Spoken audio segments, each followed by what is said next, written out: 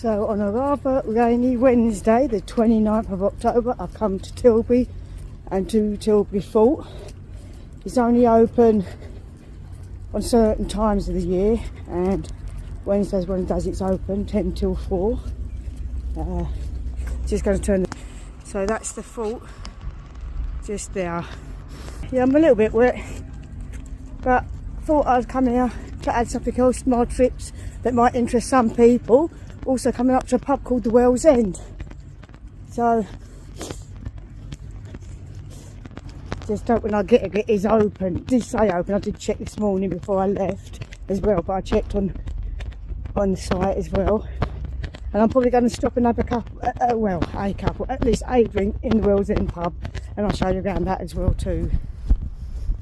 So after my little tour of Tilbury Fort, I'm going to come here to the Well's End pub. It is open as well, also has limited opening times, which I'm just going to show you here. Right, I'm going to pop in after I've been to the fort. So I go to the fort, probably just have a hot tea or something in it, or maybe a pint, I don't know yet. We'll see. But let's get to the fort now. Yeah, so just there is an egret, I think. So that's the fort as well, which I'm now going to enter. So this is the gate to Tilbury Fort, which I'm going to go in and walk around it. Like it's a bit wet, but I made it anyway. So I've made it to Tilbury Fort. Once you get in, it's a clockwise walk around the fort. So here we go. It's a little bit wet. I made it. Yeah, I guess you can go up these stairs. Let's have a look and see. We'll have a look.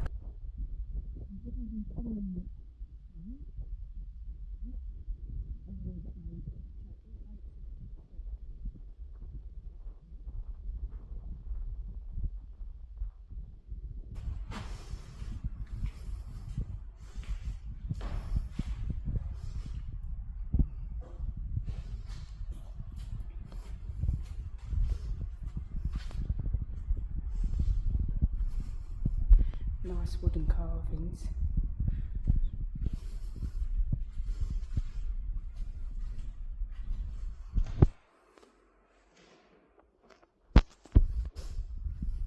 So I hope you'll enjoy this little video. Like I said, I've not been here before, and I came here Monday, dropped my mum off at the ferry, and see, I walked down here, but it wasn't open. It's open today. Check their website when they are open, because it's different times of the year they're open. Yeah, it's a little bit wet, but hey, can't let the weather stop you going to discover these places. I hope you like it, and if you do, like, share and subscribe. So we're going to go back down. I said it's a clockwise path. You walk round. You've got the different types of military guns. And I will get a guidebook after. I just didn't get one now because of it's raining. So I didn't really want to get the booklet wet. So you've got some artillery guns here. And then we're going to go that way and we're going to have a little look and wander. Probably be quite nice to visit when it's not so wet. I just think years ago when this was an active army base, they didn't care about what the weather was like. We're going to have a little look. So this here is a magazine passage.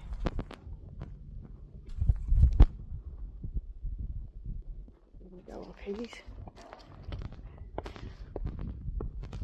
We'll just have a little wander around. Like I said, I know this might be everyone's cup of tea, but if you like history, it's worth coming to look at historic buildings too. So this is a gun emplacement for a 9-inch rifled muzzle loading gun built around 1868 to 1871. Each gun weighed around 12 tons and had a range of around 4.5 miles. So that's where the gun would have sat, and the rails would have helped you move it to where you want to point the gun to shoot. So there's the estuary, which they would have been protecting.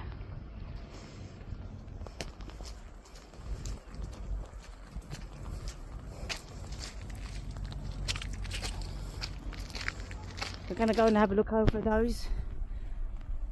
Yeah, so I'm just going to pause for a moment.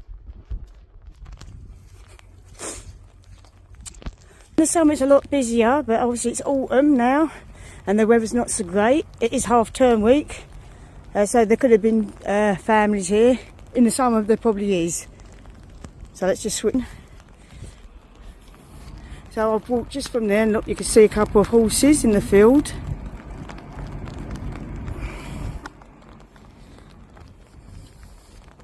There's plenty of catlins to look at. And there is a little gift shop. I said I'm going to go and get the book after I've left, because it's not worth having it and walking around in this weather. It's going to get wet. So there's another gun emplacement with the rail to move it to left and right to aim the gun to where you want to shoot. It's quite a big courtyard.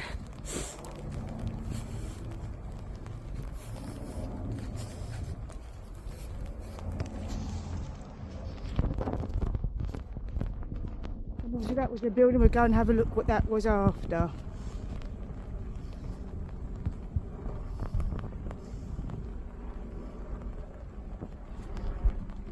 So we're coming up to what would have been a building. There's a sign there that will say where it is. But it's probably some like living quarters or something, but we will find out. Like I said, it's not the best day to come. It is rather wet, and I am quite wet myself. I'm soaked through, but sometimes you've got to bear the weather to come and visit these places.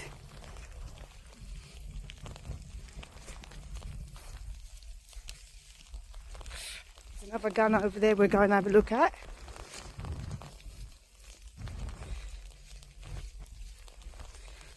So here comes the sign.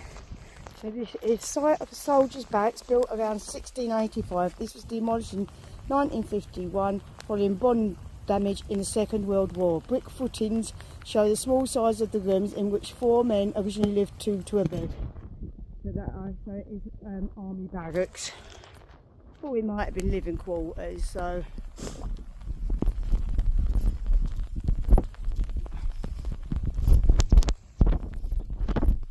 yep, it is wet. I can put my hood up. I'm soaked anyway. I might just go and try and shove my handbag inside my jacket as well, just to keep it dry. So this is the Northwest Bastion, built around 1685. This is the least altered of the 17th century bastions. So we're just going to go and have a look at this cannon here and see what it's pointed to. You can see an old footbridge there. We'll have a look at that in a moment.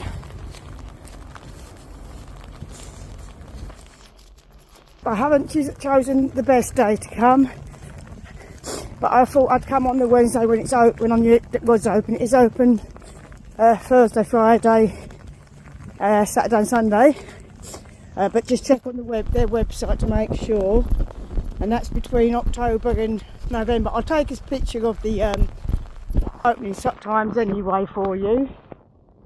So let's have a look what this cannon is pointing at. So this is also pointing at the little drawbridges. So there's some more horses. So we are now entering the West Gunpowder magazine, built around 1716 with later modifications. The East and West magazines were designed to supply gunpowder to the army units operating in the area. The magazine supplying the fort was in the East Bastion. So now we're going to enter the building. They've got nice big heavy doors.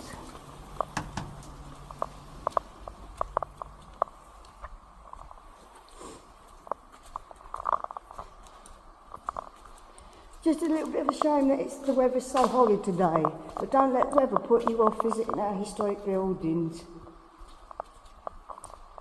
Nice vaulted, I suppose you would say vaulted ceilings, and the brickwork's whitewashed. Well, that's what I'm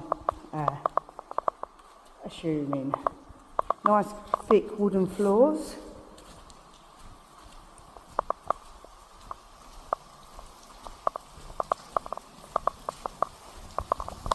So we're going to go into the next bastion or magazine. I said the weather is terrible. And the weather's getting heavier. So I'm just going to put your cannons there. We're going to go into the next building. A courtyard. There's a courtyard here we can walk in and have a little look around. There would have been a gun here and you can see it coming on the rails.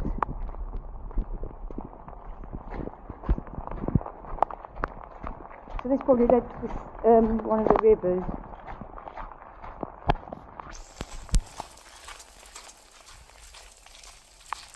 Nice wooden door here with lovely ironwork.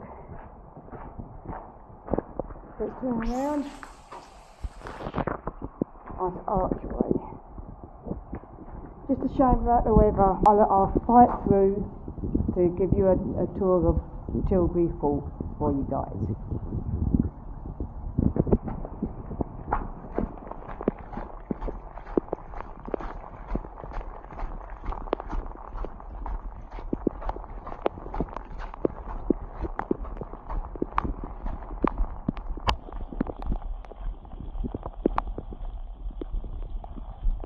So this is an exhibition. This is the East Gunpowder magazine, built between 1716 and 1719. The East and West magazines were strongly constructed with vaulted roofs to withstand bombardment. The surrounding blast walls partly date back to 1746.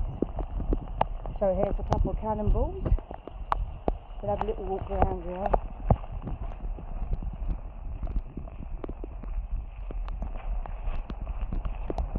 So I was correct, they are vaulted ceilings. So you can see the blast walls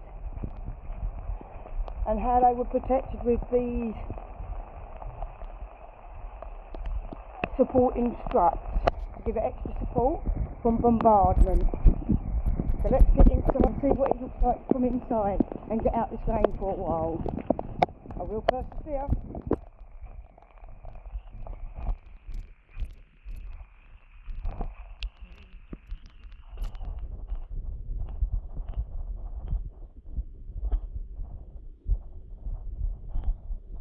There's a small powder barrel to hold 100 pounds of gunpowder.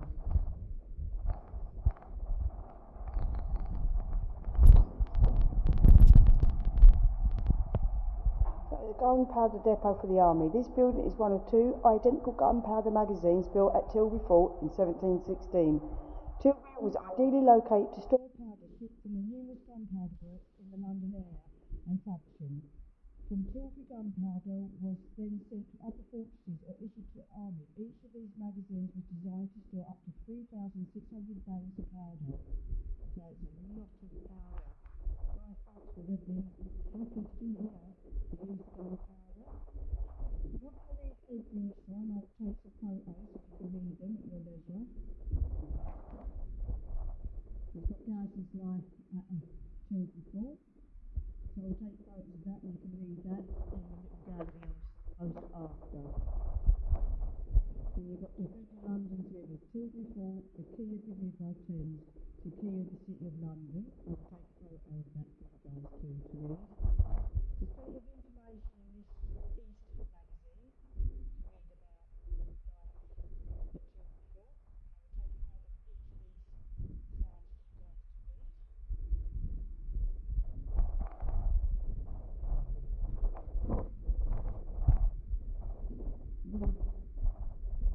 This is a mechanism to lift gunpowder, and it was more cannon rifles or cannonballs or Anderson artillery. We'll take some photos of that. This is powder magazine crane. This is a very rare example of an overhead crane used to stockpile the barrels. In the Board of Ordnance gunpowder magazines at Tilbury, the crane could travel the length of the magazines on timber rails. A man walked along with the lower rail, pushed the crane into position. Once in place, the jig could be swung to either side and the barrels raised or lowered. These operations were controlled by ropes managed by powder workers on the floor below. The cranes were constructed of timber as iron parts ran the risk of causing sparks. Hence why it's all made out of wood. Most about.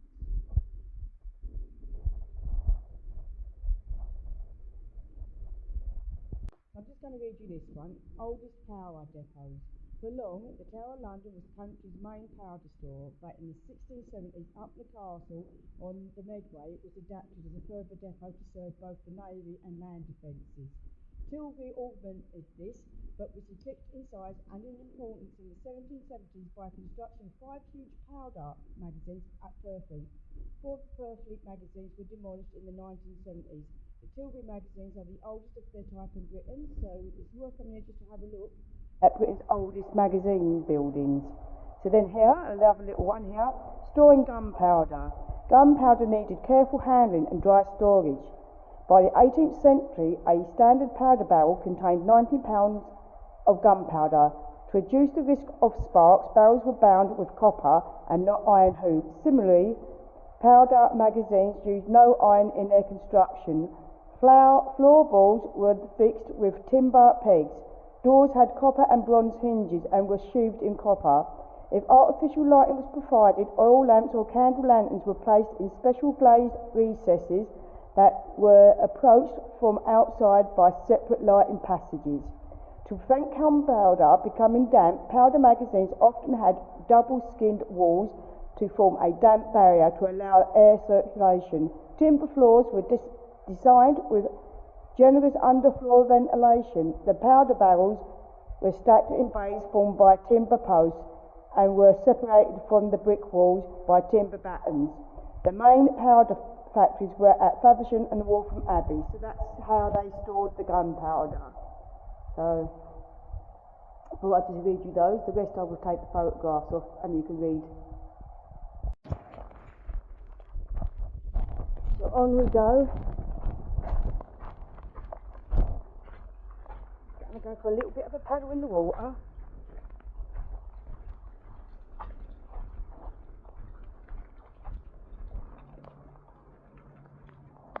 Let's see what these buildings are.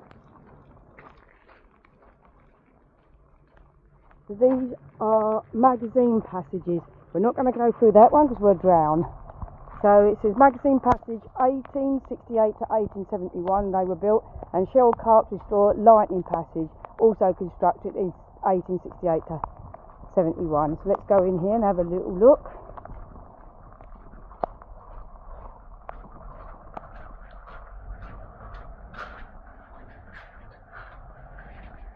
And that's how they would have lit the passages, so we'll just take a little photo. Obviously now they're using electric, but before it would have been either candlelight or oil lit lamps, so you can imagine how quite dark it would have been down these tunnels, but you would have got used to knowing where you were going. So let's go. I might go to a little paddle to have a look at the other room. Yep, so I'm going to quickly paddle through this. My feet are wet anyway, so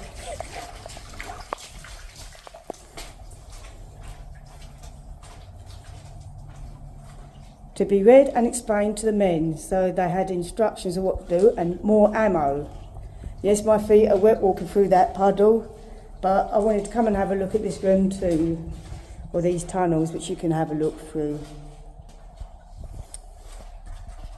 If you was here when it was only lit by candlelight and oil lamps, it would have been quite dark. So here's let's just turn.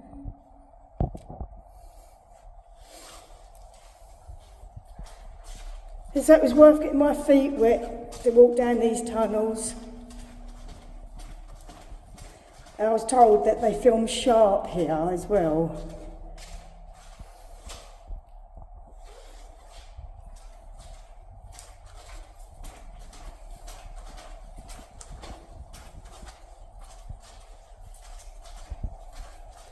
So careful now, so there's more guns or arms and bombs here. So it was worth getting my feet wet going through that puddle, as I would have missed all this for you guys. See, I'm suffering from my heart. Oh, we could have come this way. Oh no. Well, I know I can come out this way after then. I won't get wet feet. So I suffered for my art and I found another way where I won't get wet feet. The tunnels, and see, so here we go. Along this dim and dreary passage, so it's going to tell you what's in each of the rooms. We'll carry on because we're almost to the end.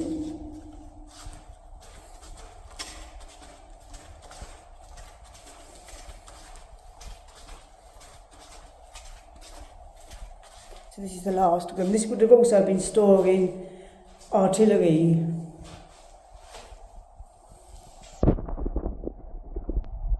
I walk all the way down now. So now I'm going to walk out the way I could have come in. So I'm not going to drown my feet.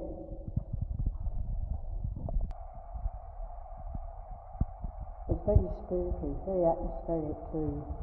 We're going to go this way, and I'm going to avoid that lake that I walked through and got soaking wet feet. But I don't mind, like I said, I'm going to suffer for my art.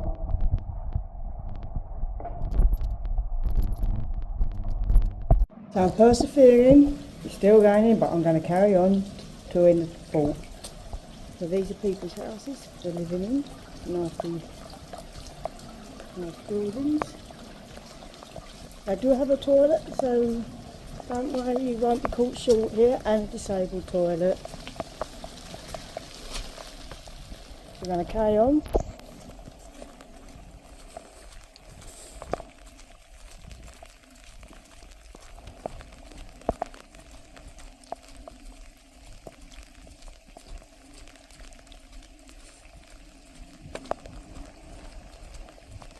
We're going to go up and have a look there.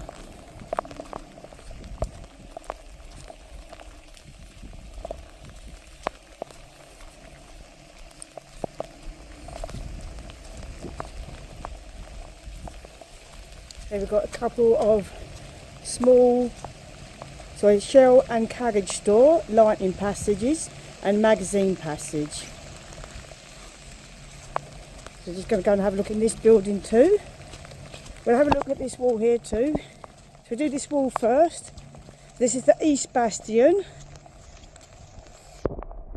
built around 1685. This bastion commands the Thames downstream. It was modified in 1868 to 1871 and again in 1903 to 1904. The last time Tilbury Fort was armed to control the river. So that was the last time the fort was armed. There's a heron in the river. Good. There's a heron. Just to show you the weather. We'll go upstairs first and we'll have a look.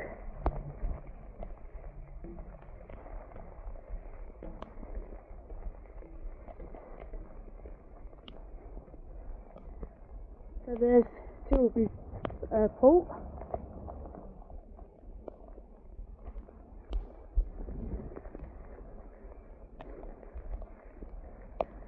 Might just go back over that way so we can see the bridge after. So this is where another gun would have been stationed.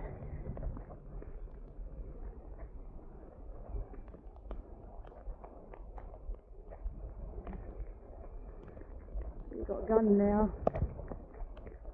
And now we're entering a 6-inch shell store. This building is dating from 1903 to 1904, contained a supply of shells for the 6-inch guns on the rampart above. We just have a little look in here. So this would have been a lift to transport the shells up to the gun above. So these are the footbridges across the moat. I think when I walk through the tunnel underneath, I would lead to the bridge, but obviously you can't get to it at the moment. But you can see it from up here. I just walked up the hill. I think that's what that was when I went and looked at that tunnel. Would have led to this footbridge. So here is the Muster Gunner's store, used as a dead house or mortuary for parts of the 19th century. So this is where they would have stored the corpses. So you've got a water pump here, some more cannons. And I'm going to go into those buildings and I think I've more or less finished the tour.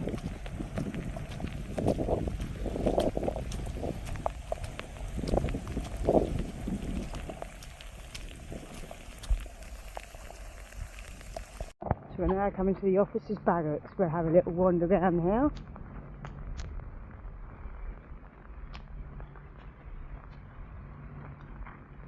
Nice fishbone path, or herringbone path. So these barracks are accommodated. These barracks accommodated the officers and were built in the late 18th or early 19th century. Let's have a little look.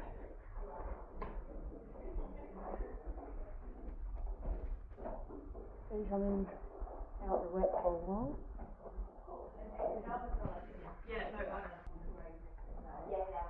So we'll go upstairs in a minute. So there's your source of heat and cooking, and look, they've even got an iron. So you've got a bit by candlelight, you've got your little officer's desk. So let's go up the stairs.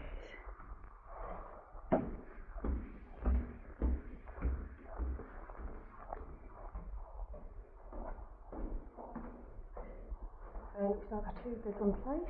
So you've got the officer's bedroom. Many of these houses in the terrace have been altered to suit the occupants, as officers were allowed to adapt the accommodation to meet their own needs. So they did adapt them to how they needed.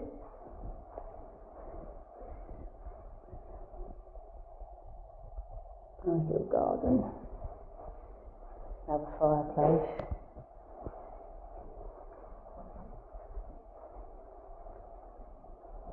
So they are quite big rooms. Nice battle picture there.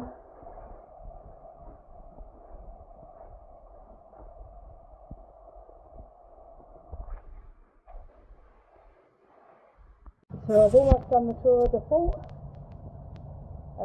Lots of information posted around, so you can read and understand which each of the buildings are and what they were used for. So it's worth coming for a visit if you like the history. Just try and choose a day that's not so wet. If you don't mind the rain, then come.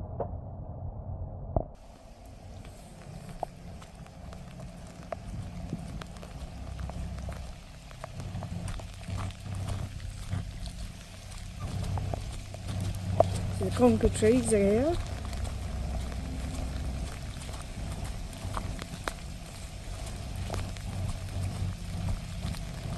So almost finished the tour of Tilbury Fort. Just dodging some of the puddles.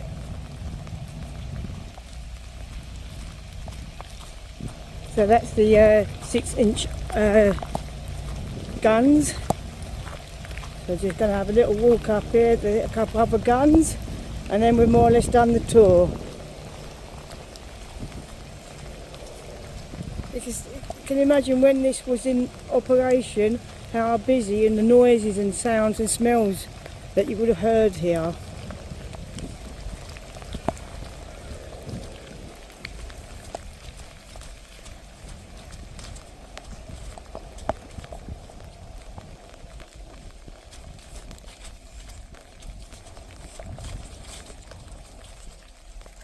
So you've got a little path leading up to these guns. Let's just have a look here.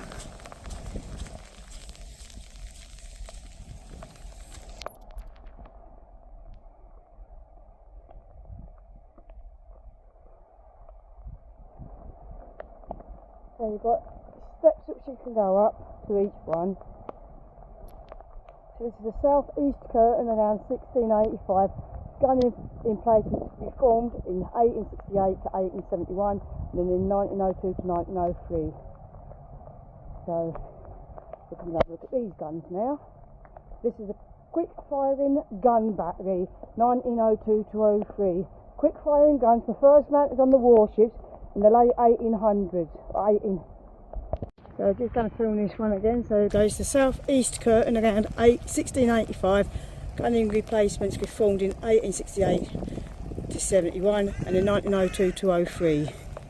So we're now going to come up to these guns here, and they are quick firing gun battery. Quick firing guns were first mounted on the warships in the late 1880s to counter fast torpedo boats.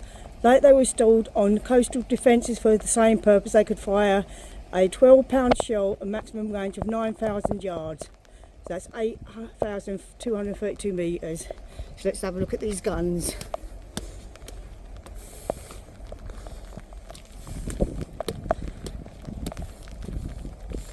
And there's 3 of them in a row.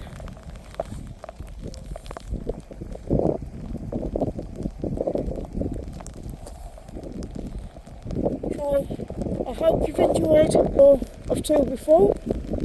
Yes, I'm a little bit drowned, but it was worth coming to visit a bit of our history.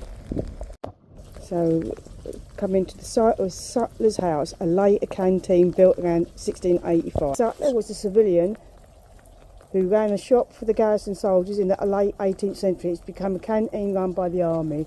Let's have a look upstairs in this room.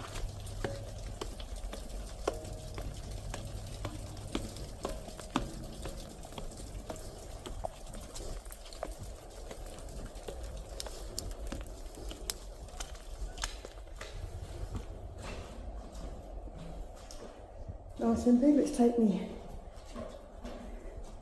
Oh, there's some more stairs to go up. Shall I go up them? I'll go up them. I've got to give you a proper tour of the site.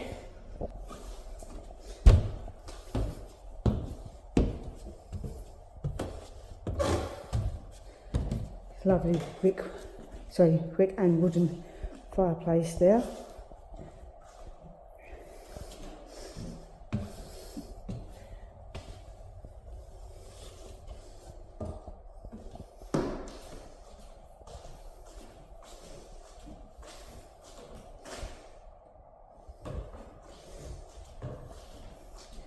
So, what's nice, you can see that this building is of wattle and daub construction. So it's nice to see what the building was constructed of, and it's nice that you can see it.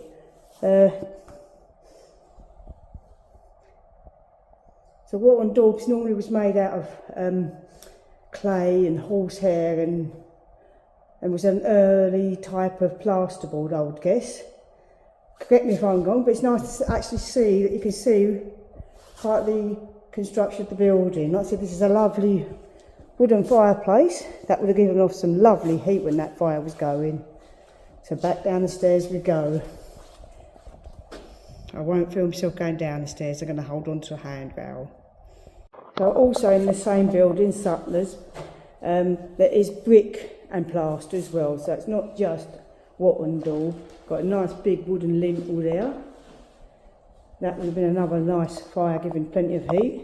Nice fire grate. And if we have a look up the chimney, no Santa, maybe a few witches soon, as it's Halloween soon.